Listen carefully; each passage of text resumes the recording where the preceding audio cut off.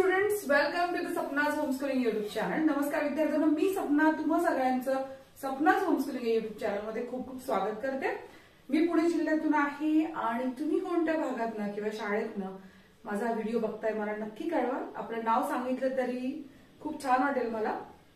So आपण आता ही पोएम स्टार्ट करतोय. You are dying slowly. Pablo Neruda यांची कविता आहे. पाब्लो नेरुदा हे चिली कवी आहे जे खूप प्रसिद्ध आहेत आणि ही कविता एक जीवनाचा पॉझिटिव्ह अँगल आपल्याला इथे सांगतेय किंवा होकारार्थी दृष्टिकोन इथे आपल्याला कळवते आहे. की आपण असंही म्हणू की यू आर डाइंग स्लोली ही कविता इथे तुम्हाला तुमच्या कम्फर्ट झोन मधनं बाहेर या असं सूचित करते. बेसिकली कवितेचं टायटल पाहिलं यू आर डाइंग स्लोली की आपल्याला असं वाटतं की तुम्ही आता मरायला लागला आहात या अर्थाने ही कविता असेल.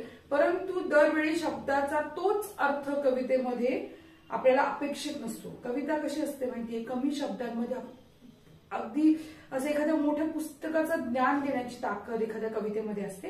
हीच ताकद आपल्याला आता या कवितेमधून कळणार आहे. प्रत्येक जण असं म्हणतं ना, तुम्ही काय जगताय, तुम्ही कसं वागताय, तुम्ही काय करताय, काय करत नाहीये, असं खूप काय काय काय काय सगळेजण तुम्हाला कोणी ना कोणी आयुष्य सांगत असणार आहे. तर ही कविता सुद्धा तुम्हाला इथे जगण्याचा असा एक छान मूलमंत्र देते ज्याच्या माध्यमातून तुम्हाला आयुष्य नेमकं कसं जगायचं. तुम्हाला हे माहितीये, तुम्हाला जॉब करायचा आहे, पैसे कमवायचे, मोठं व्हायचंय, पण हे मोठं होणं म्हणजे काय, खूप छान आयुष्य जगणं म्हणजे काय, ही कविता आपल्याला इथे शिकवणार आहे. So you are dying slowly ही आपल्या कम्फर्ट झोनला तोडणारी कविता आहे. आता आपण या कवितेचा शब्दशः अर्थ इथे समजून घेणार आहोत. सुरू करूयात. तर एकूण आता ही कविता तुम्ही राईम स्कीम हा शब्द ऐकला असणार आहे, राईट. तुम्हाला माहिती पण असेल, बऱ्याच जणांना माहित नसेल की राईम स्कीम काय असते किंवा काय प्रकार असतो. तर मित्रमैत्रिणींनो, जेव्हा पण आपण एखादी कविता बघतो त्या कवितेचा आपल्याला अर्थ माहिती असू दे अथवा नसू दे, आपल्याला हे माहितीये ना, 5वी पासून आपण शिकलोय रायमिंग वर्ड शिकलेलो आहे. जसं की टॉल ऑल हे काय रायमिंग वर्ड आहे. सो तसंच आपल्याला इथे आपण काय करतो, कवितेचा शेवटचा शब्द बघत राहतो. आपण काय करतो, इथे कवितेचा प्रत्येक कवितेचा शेवटचा शब्द बघतो. आपल्याला असं लक्षात येतं की अरे शेवटचा शब्द कुठेच मॅच करत नाहीये. जसं आता मी इथे केलं टॉल आणि ऑल, इथे शेवटी मॅच करतात ना वर्ड्स, त्याला आपण काय म्हणतो रायमिंग वर्ड्स म्हणतो. तसं या कवितेत कुठेही मॅच करत नाही. मग अशा वेळेला ही कविता काय म्हटली जाते, फ्री वर्स कविता म्हटली जाते. सो ही कोणत्या प्रकारची कविता आहे, फ्री वर्स प्रकारातली कविता आहे, म्हणजे मुक्त छंदातली कविता आहे ही. इथे कुठेही रायमिंग वर्ड्स आपल्याला नाही. सो आपण हे लक्षात ठेवायचं, राईम स्कीम काय आहे, फ्री वर्स आहे. आता या कवितेचा अर्थ समजून घ्यायला सुरुवात करूयात. यू आर डाइंग स्लोली म्हणजे तुम्ही तुमच्या जीवनाचा आनंद हळूहळू गमावताय या अर्थानं ही इथे टायटल आहे. If you do not travel, if you do not read, if you do not listen to the sounds of life, if you do not appreciate yourself, if you start dying slowly. आता इथे आपण बघतोय if you do not travel म्हणजे तुम्ही प्रवास करत नसाल. तुम्ही जर प्रवास करत नसाल. If you do not read तुम्ही जर वाचत नसाल. कारण इफ म्हटलंय, इफचा अर्थ काय आहे, इफ म्हणजे कंपल्सरी जर या अर्थाने की जर तुम्ही प्रवास नाही करत आहे, if you do not read तुम्ही वाचत नाही आहात, आणि if you do not listen to the sounds of life म्हणजे आपल्या आयुष्याचे जे आवाज आहेत. आता ह्या प्रत्येकाचा अर्थ सांगतोय.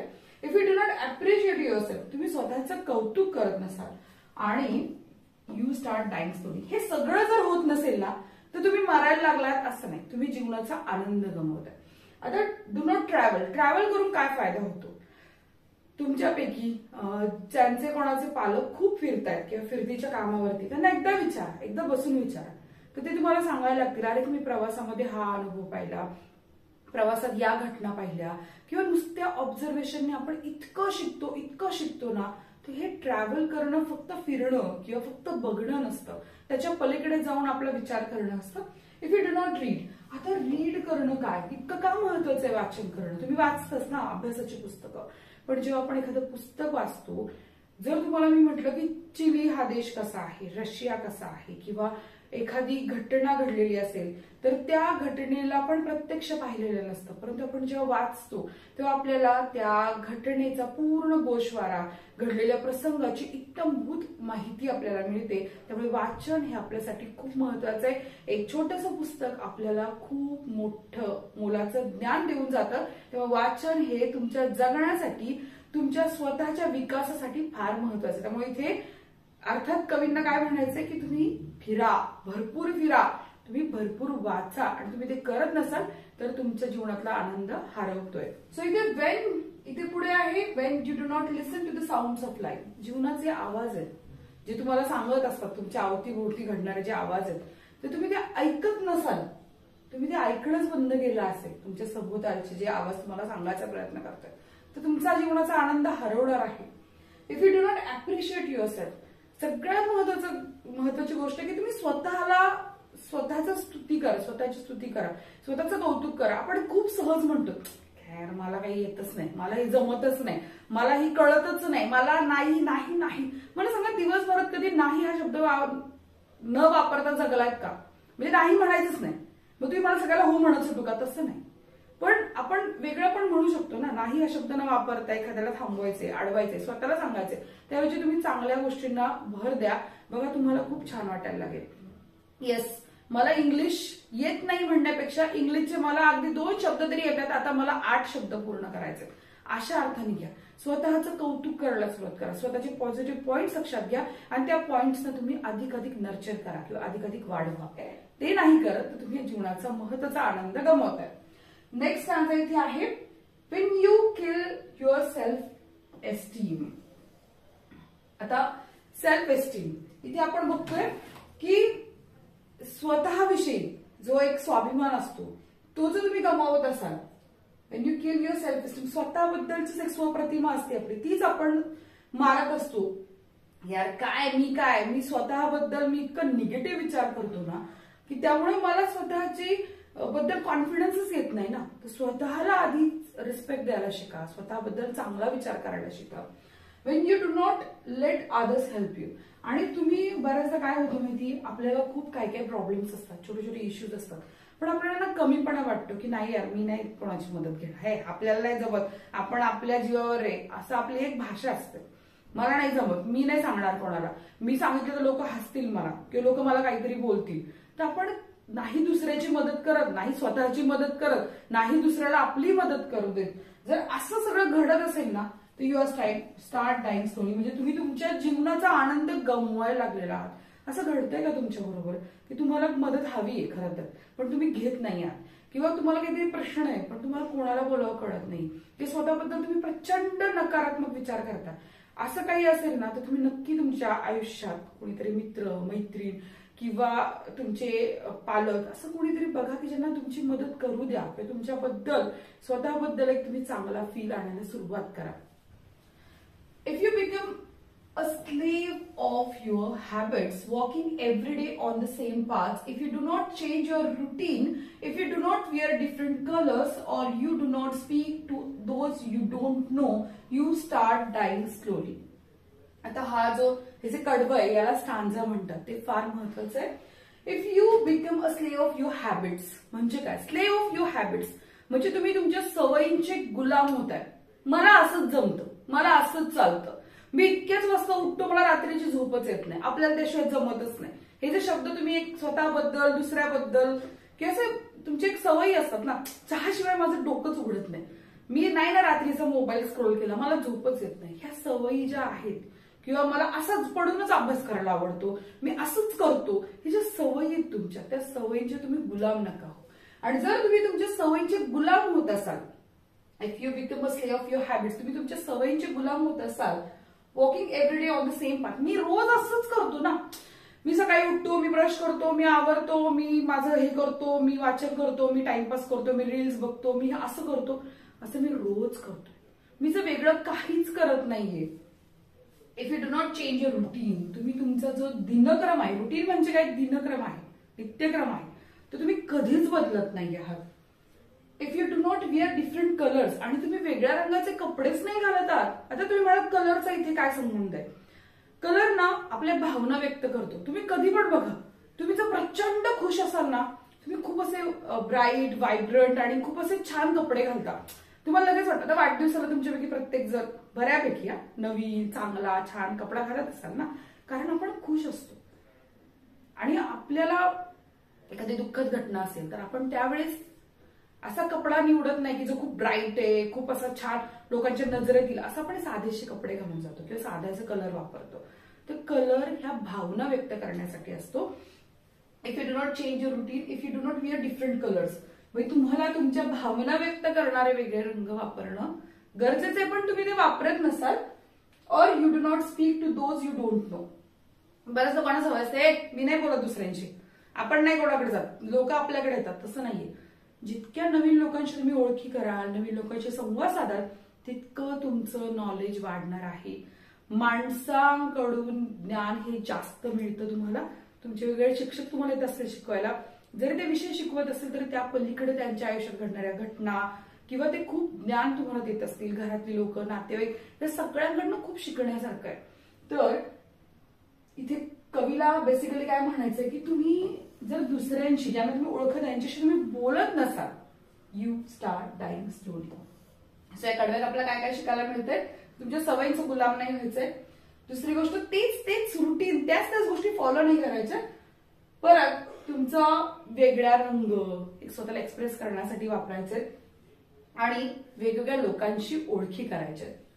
If you avoid to feel passion, passion म्हणजे काय असतं माहितीये, झपाटून एखादी गोष्ट करणं असतं की मला ना ड्रॉइंग करायचंय, मला ना डॉक्टर व्हायचंय, किंवा मला ना इंजिनियर व्हायचं, किंवा मला मेकॅनिक व्हायचंय, किंवा याही पलीकडे जर मला आणि काहीतरी मला गुरं राखायचे. पण त्या गुरांबद्दल माहिती घेणं, ते नॉलेज घेणं, ते सगळ्या डिटेल स्टडी करणं, मी एखाद्या ध्येयासाठी वेडवून झपाटून जाणं म्हणजे पॅशन. पण तुम्ही ते फील करणं थांबवलं असेल अँड देअर टर्ब्युलंट इमोशन्स. आता इथे आपल्याला टर्ब्युलंट म्हणजे काय, अनस्टेडी म्हणजे अनिश्चित असं, आणि त्याच्यामुळे येणारे जे अनिश्चित अशा भावना असतात, म्हणजे तुम्ही एखाद्या गोष्टीसाठी जेव्हा वेडे होता, झपाटून जाता, तेव्हा त्याच्याबद्दलच्या किती भावना उचमळून आपल्या मनामध्ये येतात. तुमच्यापैकी किती मुलं आहेत ज्यांनी काहीतरी शोध लावले, ज्यांनी काहीतरी खूप सुंदर लिखाण केलंय, काहीतरी छान भाषण केलंय, किंवा त्यांनी असे प्रयोग केले घरामध्ये की जे बघून थक्क व्हायला होतं. आणि या सगळ्यासाठी पॅशन लागतं, वेळ लागतं, झपाटून जाणं लागतं. त्याच्यासोबत येतात अनस्टेडी इमोशन्स, म्हणजे खूप असे विचलित करणारे किंवा मन अस्थिर करणारे किंवा खूप भावनांचा कल्लोळ त्याच्यासोबत येतो. Those which make your eyes glisten म्हणजे शाईन किंवा स्पार्कल. इथे चमक या अर्थाने आपण इथे वापरतोय. आता हे जे टर्ब्युलंट आहे, इथे आपण याला चंचल असंही म्हणू शकतो. चंचल या अर्थाने, अनस्टेडी म्हणजे चंचल. Those which make your eyes glisten म्हणजे त्याच्यामध्ये कशी आहे, चमक आहे. इथे चमक हा अर्थ होतो. And your heart beat fast, जेव्हा तुमच्या मन चंचल होतं किंवा डोळ्यात चमक येते आणि विचारांचा एकदम कल्लोळ तयार होतो, त्यावेळेस काय होतं, आपल्या हृदयाची धडधड धडधड धडधड वाढते. त्यालाच काय म्हणतात, heart beat fast, you start dying slowly. पण हे सगळं तुम्ही नाकारत असाल, करतच नसाल, तर तुम्ही जीवनाचा आनंद इथे गमावत आहात, असं इथे कवीला सांगायचं आहे. If you do not change your life, म्हणजे तुम्ही तुमच्या आयुष्यात काही बदलच करत नाही आहात. When you are not satisfied with your job, हे तुमचं एक काम आहे, तुम्हाला सोपण्यात आलेलं काम आहे, पण ते काम तुम्ही समाधानी नाही आहात त्या कामाबद्दल.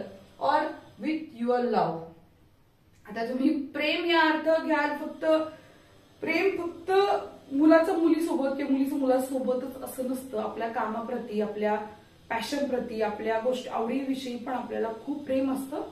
So if you do not change your life and you are not satisfied with your job or with your love, म्हणजे किंवा रिलेशनशिप मध्ये पण बद्दल इथे कवीला म्हणायचं असेल, रिलेशनशिप असेल, कामाविषयी असेल, की तुम्हाला नाही प्रेम वाटत आहे, तुम्हाला नाही समाधान वाटत आहे, पण तुम्ही तुमच्या आयुष्यात कुठलाही त्याच्यामुळे बदल करत नसाल.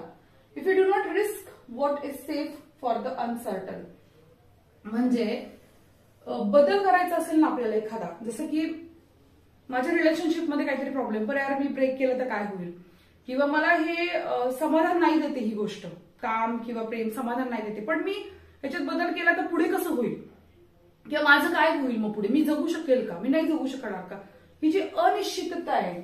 अनसर्टन म्हणजे काय, अनिश्चितता, त्याची आपल्याला इतकी भीती वाटते ना, आपण धारिष्टच करत नाही. कारण आपला कम्फर्ट झोन काय, की आपलं जे प्रेम असतं त्याच्याबद्दल आपल्याला इतकी सवय होऊन जाते, किंवा कामाविषयी कारण मी नाही केलं किंवा मी हे सोडून दिलं तर काय होणार आहे. तर ही जी अनिश्चितता आहे ती काय, रिस्क आहे, खूप मोठी रिस्क आहे. ती घ्यायला आपण खूप घाबरतो. If you do not go after a dream, तुमच्या स्वप्नांच्या मागे तुम्ही जात नसाल. प्रत्येकाचं स्वप्न असतं ना. बऱ्याचदा असं होतं की माझं काहीतरी स्वप्न आहे, मला काहीतरी आयुष्यात जगायचंय, पण केवळ घरातले म्हटले किंवा टीचरने सांगितलं किंवा सोसायटीला एक प्रेशर असतं, सामाजिक एक दबाव असतो, त्याच्या खाली येऊन आपल्याला कधी कधी वाटतं नको यार, मी नको करायला हे, कारण ही रिस्क आहे. माझं स्वप्न पूर्ण करायचंय, पण मी स्वप्न पूर्ण करायला गेलो आणि माझ्याकडनं नाही झालं तर, मी फेल झालो तर, किंवा मला जमलंच नाही तर मग काय करणार. या सगळ्याची एक रिस्क आहे. तर ती घ्यायला कधी कधी जर तुम्ही घाबरत असाल तर, आणि तुम्ही तुमच्या स्वप्नांच्या मागे त्यामुळे जात नसाल, if you do not allow yourself at least once in your lifetime to run away from sensible advice, म्हणजे काय की तुम्ही तुम्हाला अलाव करणं, म्हणजे तुम्ही स्वतःलाच अलाव करत नाही आहात, स्वतःला परवानगी देत नाही आहात. त्यासाठी at least once your life time, तुमच्या पूर्ण आयुष्यात, to run away from sensible advice. Sensible म्हणजे काय, wise, full of common sense, ज्याच्यामध्ये पूर्ण विचार करून हुशारीने एखादा निर्णय घेतलेला असतो, पण तरी त्यापासून तुम्ही पळून जात नसाल, यू आर डाईंग स्लोली. इथे कवीला काय सांगायचंय, इन शॉर्ट, की तुमचं एक स्वप्न आहे, कदाचित ते स्वप्नाच्या मागे धावताना तुम्हाला धोका पत्करावा लागेल, तुम्हाला तुमचं कम्फर्ट झोन आहे, तुमचं सगळं छान चाललंय, ते ब्रेक करून तुम्हाला जावं लागेल. पण त्यासाठी तुम्हाला कधीतरी आयुष्यामध्ये एकदा तरी तुम्ही अशी गोष्ट केली पाहिजे जिथे तुम्ही तुमच्या स्वप्नांचा पाठलाग करताय, आणि तुम्ही तो जर करत नसाल तर तुम्ही dying slowly, you are dying slowly, म्हणजे तुम्ही तुमच्या आयुष्याचा आनंद गमावताय. इथे कवी आपल्याला सांगतोय की तुम्ही तुमचा कम्फर्ट झोन सोडा, तुमच्या नित्यक्रमाच्या गोष्टी त्याच चालू देऊ नका, रटाळ गोष्टी सोडा, तुमच्या स्वप्नांचा पाठपुरावा करा, आणि आयुष्य कसं जगायचं इथे कवीनं या कवितेच्या माध्यमातून आपल्याला खूप छान सांगितलेलं आहे. त्याचे जे मार्जिन क्वेश्चन्स आहे, चिटचॅट आहे, आणि याचा वर्कशॉप आहे, त्याचा व्हिडिओ मी लवकरच अपलोड करते. पण ही जी पाब्लो नेरुदा यांची कविता आहे ती खूप छान आणि जीवनाचा संदेश देणारी पॉझिटिव्ह नोटवरची कविता होती. तुम्हाला ही कविता आवडली का, किंवा या कवितेतनं तुम्हाला थोडी तरी प्रेरणा मिळाली का जगण्याविषयीची. जर असं काही तुमच्या आयुष्यात बदल झाला असेल, किंवा तुम्हाला या कवितेचा थोडा जरी अर्थ कळाला असेल, किंवा त्याच्याही उपर कळालाच नसेल, काही हरकत नाही, एक तर लाईक करा किंवा डिसलाईक करा. पण तुमच्या लाईक किंवा डिसलाईक किंवा कॉमेंट्समुळे मला कळतं की आपण एवढं जे शिकवतोय ते तुमच्यापर्यंत पोहोचतंय की नाही, हे मला कळणं फार गरजेचं आहे. आणि तुम्हाला कुठला टॉपिक जर हवा असेल शिकवून तर मला नक्की कमेंट करून सांगा, मी तुमच्यासाठी लवकरात लवकर व्हिडिओ अपलोड करेन. भेटूया पुढच्या व्हिडिओमध्ये. धन्यवाद.